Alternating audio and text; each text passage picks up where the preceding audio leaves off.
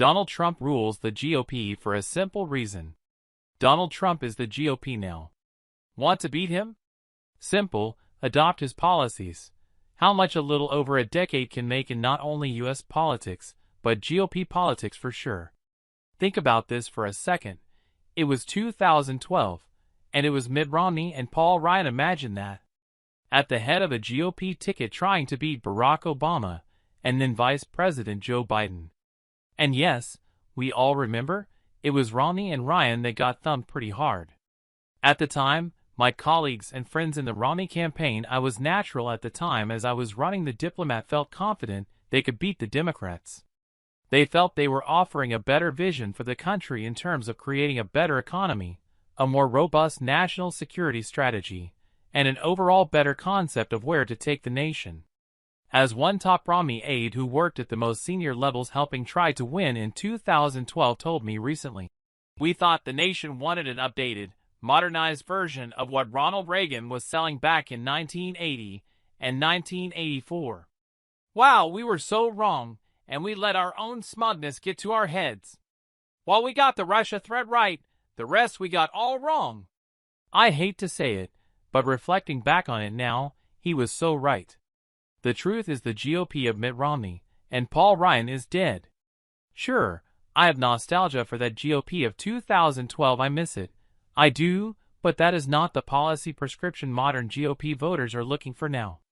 The GOP must finally come to grips with the fact that, yes, Donald Trump has taken over and transformed the Republican Party, and it is his policies that dominate what the voters in the party want. And that makes sense, as it was Donald Trump who won over what I would call Reagan Democrats and millions of others who felt the America of the last 20 years had left them behind. Many in the GOP want to try and go back in time, try to bring back somehow the boring pro-business, social security slashing, low taxes, interventionist version of the GOP, make it look like a populist message, but the simple fact is Republican voters want the populism Donald Trump is selling them. There are no two ways about it. In effect, Donald Trump is not only the face of today's GOP, Donald Trump is the GOP for the simple fact that the GOP still refuses to digest his message and learn the lessons of 2016. As one top Donald Trump 2016 staffer told me just recently, "Do you want to know why Donald Trump, despite all of his mistakes and classless comments and drama, still dominates the GOP? The answer is easy to see. No one in the GOP has fully taken his vision of the party based on populism and made it their own. Until there is a clear alternative to Trump, Trump rules. Sure, some in the party take a policy position here and there that mirrors Trump. But has anyone really gone full populist like Trump? I would argue no. So what would that look like? How would one take over the GOP from Trump and beat Trump in 2024? And, finally, embracing a tough, no-nonsense, no BS attitude when it comes to messaging to GOP voters. They clearly don't want Mr. Nice Guy or gal. They want someone they feel is bold and to stand up for them. These are the reasons that Donald Trump is the Republican Party today, and why I think he would be very hard to beat in 2024. The only way I see someone coming along and doing that is they have to embrace the vision of the GOP Trump offers GOP voters.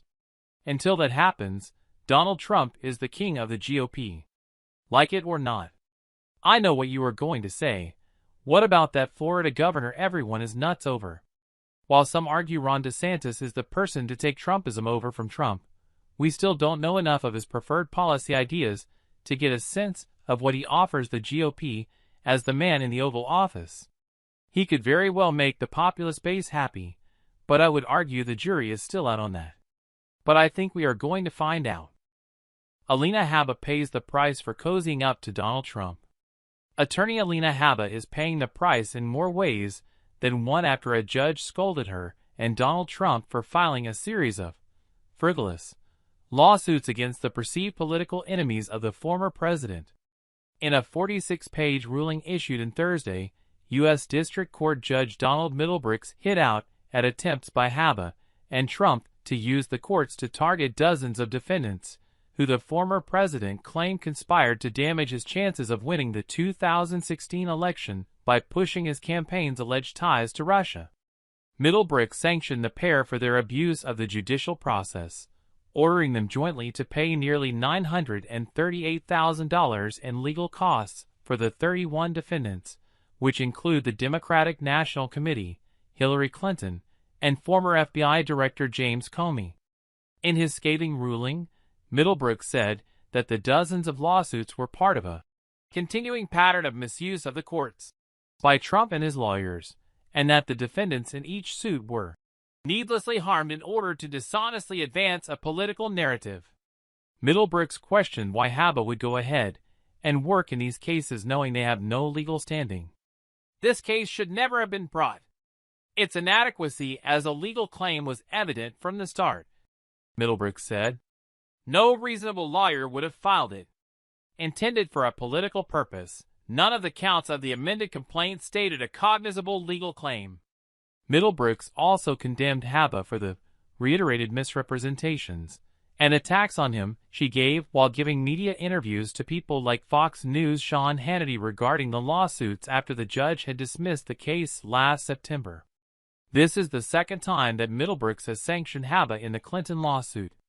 In November 2022, the judge hit out at the political grievances masquerading as legal claims and ordered Trump's legal team to pay $50,000 to another defendant in the lawsuit, HBO founder Charles Dolan.